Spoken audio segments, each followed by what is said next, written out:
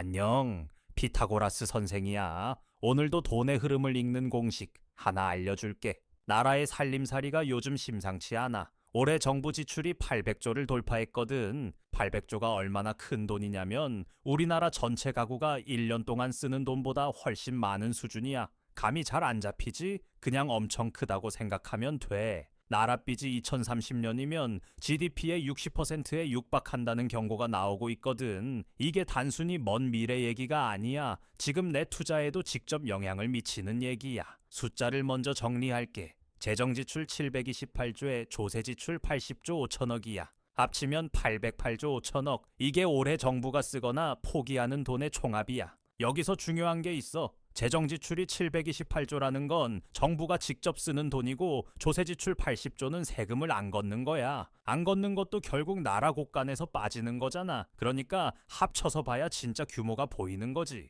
이런 흐름 우리 교실에서는 실시간으로 잡아내고 있거든. 자세한 건 나중에 알려줄게. 오늘 이 영상 하나로 세 가지를 가져가면 돼. 800조 지출이 왜 위험한지, 재정구조의 진짜 문제가 뭔지, 그리고 어떤 종목이 수혜를 받고 어떤 종목이 손해를 보는지야. 이 세 가지를 알면 지금 시장에서 어디에 서야 할지 보이거든. 끝까지 보면 확실하게 알려줄게. 오늘 영상에서는 800조 지출이 왜 위험한지, 그리고 이 흐름에서 돈이 어디로 몰리는지 전부 알려줄게. 준비됐으면 바로 시작한다.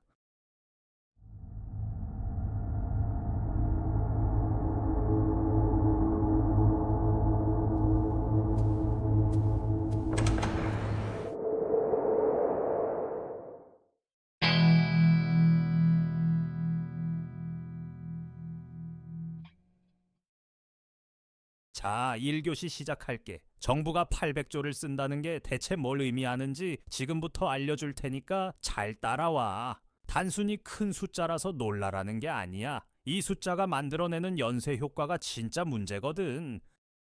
먼저 숫자부터 정리할게. 올해 정부 재정 지출이 728조, 조세 지출이 80조 5천억이야. 728조가 직접 쓰는 돈이고 80조는 세금을 깎아주는 돈이야. 이 둘을 더하면 808조 5천억이 되는 거지. 여기서 많은 사람들이 조세 지출을 놓쳐. 뉴스에서 728조 얘기는 많이 나오는데 80조는 조용히 묻히거든. 근데 이 80조도 나라 살림에서 빠져나가는 돈이라는 건 같아. 조세 지출이 뭐냐면 정부가 직접 돈을 쓰는 게 아니라 세금을 깎아주는 거야. 안 걷는 돈이니까 눈에 안 보이지만 결국 나라 곳간에서 빠지는 건 마찬가지지. 비유를 하나 들자면 이래. 가게 주인이 손님한테 10,000원짜리 물건을 그냥 줬어. 이게 재정 지출이야. 그런데 다른 손님한테는 10,000원을 받아야 하는데 5,000원만 받았어. 이게 조세 지출이야. 둘 다 가게 금고에서 돈이 빠지는 건 똑같잖아. 그게 바로 이 구조야. 코로나 때 추경을 누적 100조 쏟아부었잖아. 그때도 엄청나다고 했는데 지금은 그때보다 8배 규모야. 코로나는 전 세계 비상사태였잖아. 그때 돈을 쏟아붓는 건 어쩔 수 없었어. 근데 지금은 비상사태도 아닌데 8배 규모로 지출하고 있다는 게 문제인 거야. 이 차이가 뭘 의미하냐면 지출 증가의 성격이 달라졌다는 거야. 긴급 처방이 아니라 구조적인 팽창이 되어버린 거거든. 한번 커진 지출은 줄이기가 정말 어렵다는 게 역사의 교훈이야. 더 무서운 건 나라 빚이야.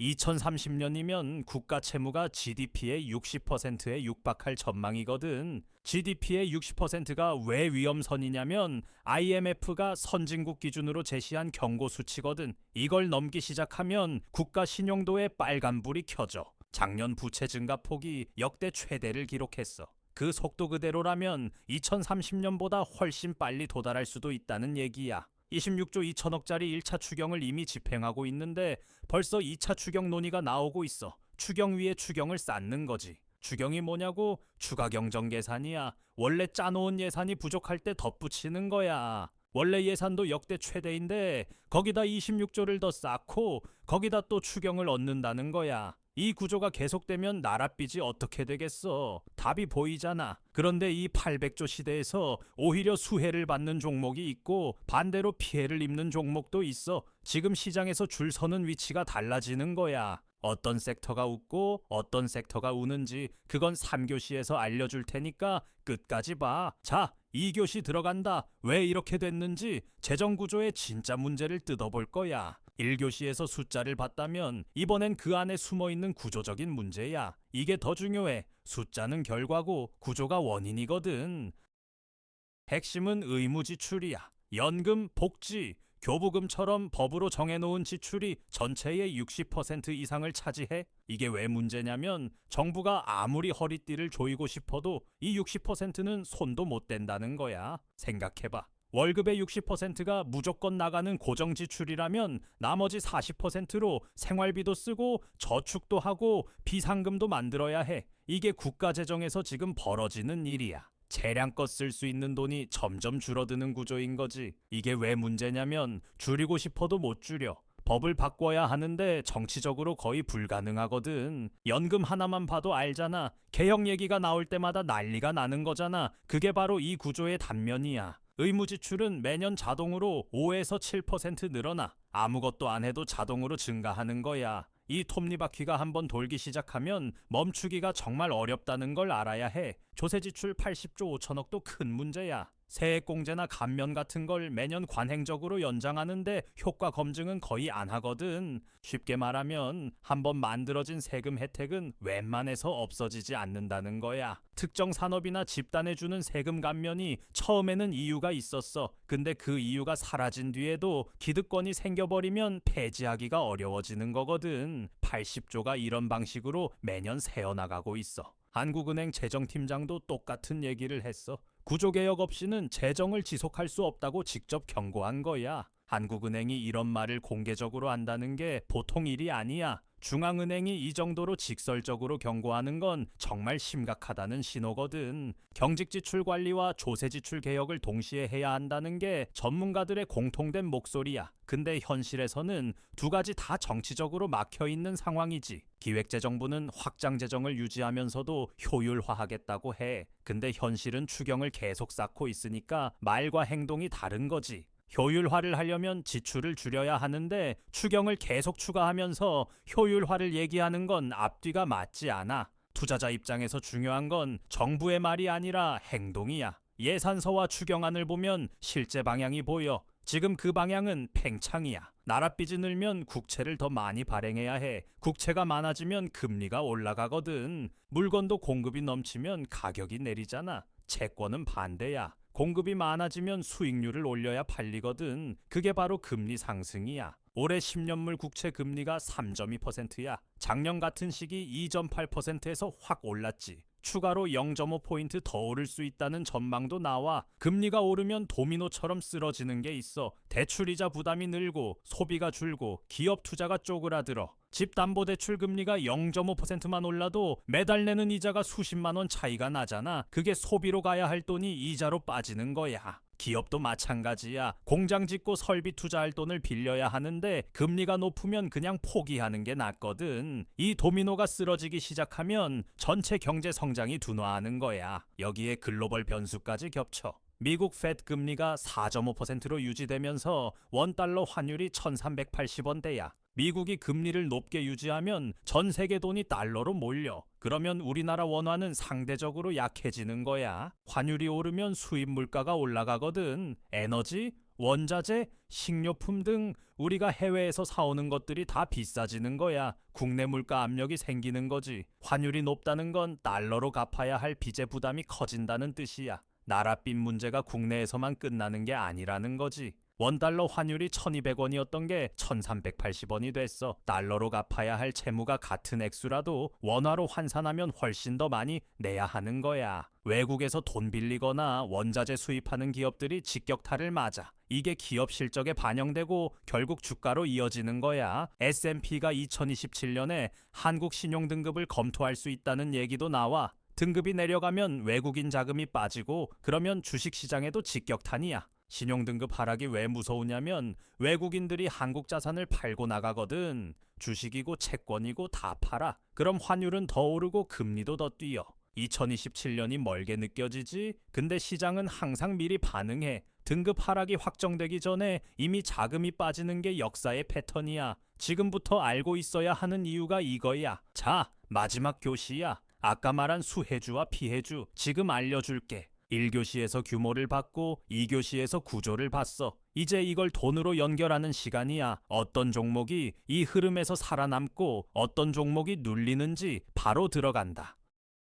먼저 직접 수혜주는 금융주야. KB금융, 신한지주, 하나금융지주 이 세 종목을 주목해. 국가재정이 팽창하면 은행이 오히려 이득을 보는 구조가 생겨. 국채가 쏟아지면 은행들이 그 채권을 사들여서 안정적인 이자 수익을 올리거든. 금리가 올라가는 환경에서 은행의 예대 마진도 벌어져. 예금 이자보다 대출 이자가 더 빨리 오르는 경향이 있어서 은행 입장에선 수익이 늘어나는 구조야. PER 7배대라는 건 지금 저평가 구간이라는 신호이기도 해. 국채가 많이 발행되면 은행들이 채권에 투자해서 수익을 내거든. 삼성증권 애널리스트도 KB금융 목표가를 13만 5천 원으로 잡고 매수 의견을 유지하고 있어. 거래량도 15에서 20% 늘어난 상태야. 기관이 조용히 쌓고 있다는 신호로 읽힐 수 있어. 물론 이건 투자 판단의 참고 자료야. 종목 추천이 아니라 흐름을 읽는 눈을 키워주는 거거든. 내 상황에 맞게 판단하는 건 항상 스스로 해야 해. 간접 수혜주는 건설주야. 현대건설과 GS건설 추경 예산이 집행되면 공공사업 수주가 늘어나거든. 정부가 26조 2천억을 쏟아붓는데 그중 상당 부분이 인프라와 공공건설로 흘러가. 그 수주를 받는 게 건설사들이잖아. NH투자증권이 현대건설 목표가를 5만 2천 원으로 제시했어. 거래량도 25에서 30% 급증했어. 다만 건설주는 추경이 실제로 집행되는 걸 확인한 뒤에 접근하는 게 더 안전해. 예산이 잡혔다고 바로 집행되는 건 아니거든. 반대로 피해주도 있어. 삼성전자, SK하이닉스 같은 반도체주는 금리 상승으로 투자 비용이 올라가서 불리해. 반도체 산업은 설비에 어마어마한 돈이 들어가. 공장 하나 짓는데 수십조가 들거든. 그 돈을 대부분 빌려야 하는데 금리가 오르면 이자 비용이 폭발적으로 늘어. 부동산 PF 관련주도 조심해야 해. 금리가 오르고 규제가 강화되면 PF 시장이 얼어붙거든. 이미 작년에 PF 부실 문제가 불거졌던 거 기억하지? 그 불씨가 아직 완전히 꺼진 게 아니야. 반도체는 설비 투자에 엄청난 돈이 들어가잖아. 금리가 오르면 그 이자 부담이 바로 실적을 깎아먹는 거야. 금리 2.8% 시절과 3.7% 시절은 같은 설비 투자라도 이자 비용이 완전히 달라. 실적의 그 차이가 그대로 찍혀 나오거든. 거기다 PER 12에서 15배는 금융주 7배대에 비해 고평가 부담이 있어. 금리 상승기에 고 PER 주식이 먼저 눌리는 건 역사적으로도 반복된 패턴이야. 정리하면 이래. 단기적으로는 금융주 비중을 늘려봐. 건설주는 추경 집행 상황을 확인하면서 접근하고 반도체 고평가주는 비중을 줄이는 게 안전해. 투자에서 가장 중요한 건 수익을 극대화하는 게 아니라 손실을 피하는 거야. 방어를 잘하면 공격은 자연스럽게 따라와. 분산 투자를 기본 원칙으로 깔아야 해. 한 종목에 몰빵하면 이 분석이 아무 소용없어. 금융주의 30, 건설주의 20, 현금과 안전자산의 나머지를 분산하는 식으로 접근해봐. 마지막으로 가장 큰 변수는 정치야. 총선 이후에 추가 추경을 강행하면 부채 GDP 60%가 2030년보다 2년이나 앞당겨질 수 있어. 정치가 경제를 이기는 순간들이 역사에서 반복됐거든. 선거 이후에 재정 지출이 급격히 늘어나는 건 우리나라만의 현상이 아니야. 전 세계에서 반복되는 패턴이야. 시장은 이 정치 일정을 이미 반영하려 하고 있어. 총선 이후 전국 향방에 따라 추경 규모와 방향이 바뀔 수 있어. 이 변수를 머릿속에 넣고 포트폴리오를 관리해야 해. 자, 이런 흐름 속에서 우리 교실 학생들은 어떻게 대응했을까? 금융주 진입 시점을 실시간으로 공유했고 반도체 비중 축소 경고도 미리 보냈어. 결과가 어떻게 됐냐고? 금융주 진입으로 8.2%, 건설주 매수로 4.5가 나왔어. 반도체 경고로 손실을 피한 것도 결국 수익이야. 이게 우연이 아니야. 800조 지출 뉴스가 터졌을 때 바로 연결고리를 찾고 수혜 섹터를 특정해서 진입 시점을 공유한 거거든. 이 과정이 빠를수록 유리해. 시장은 하루 만에 완전히 뒤집히거든. 영상을 보는 지금 이 순간에도 시장은 움직이고 있어. 핵심은 우연이 아니라 실시간 정보 공유와 즉각 대응이야. 혼자 고민하는 사이에 시장은 이미 움직이거든. 오늘 이 영상을 보면서 800조의 흐름을 이해했다면 이 정보를 어떻게 빠르게 적용하느냐가 다음 숙제야. 분산 투자와 리스크 관리를 기본으로 깔고 시장 변화에 바로 반응하는 게 수익의 차이를 만들어 정보를 알아도 실행이 느리면 의미가 없거든. 오늘 배운 내용을 다시 정리하면 이래. 800조 지출은 구조적 문제에서 비롯됐고 국채 금리 상승은 이미 진행 중이야. 금융주와 건설주는 수혜, 반도체 고평가주는 리스크야. 정치 변수가 방향을 바꿀 수 있으니까 계속 지켜봐야 해. 다들은 이번 800조 시대에 어떻게 보고 있어? 댓글로 알려줘. 나랏빚이 내 투자에 영향을 미친다는 게 오늘 영상 하나로 느껴졌으면 좋겠어. 것이 경제가 멀게 느껴지지만 결국 내 계좌에 직접 꽂히는 얘기거든. 실시간으로 분석받고 싶으면 우리 교실에 들어와. 선착순이고 무료니까 부담 없어. 들어오는 방법은 화면에 보이는 대로 따라오면 돼. 잘 보고 들어와. 안녕하세요. 선생님 제자 김한나예요. 지금부터 교실 입장하는 방법을 차근차근 알려드릴게요. 자, 고정 댓글을 보시면 이 링크를 눌러주세요. 그 다음 입장하기 버튼을 눌러주세요. 그럼 교실 입장 전에 간단하게 선생님이 질문을 하실 거예요. 이렇게 밑에 입력창이 있으니 차근차근 대답해 주시면 돼요. 이제 마지막 질문까지 끝났다면 여기 체크 버튼 눌러주시고 제출을 누르시게 되면 신청이 완료됐네요. 간단하고 쉽죠? 교실이 정원이 정해져 있어서 신청하신 순서대로 입장을 도와드리는 연락을 순차적으로 드리고 있으니 연락 놓치지 마세요. 감사합니다.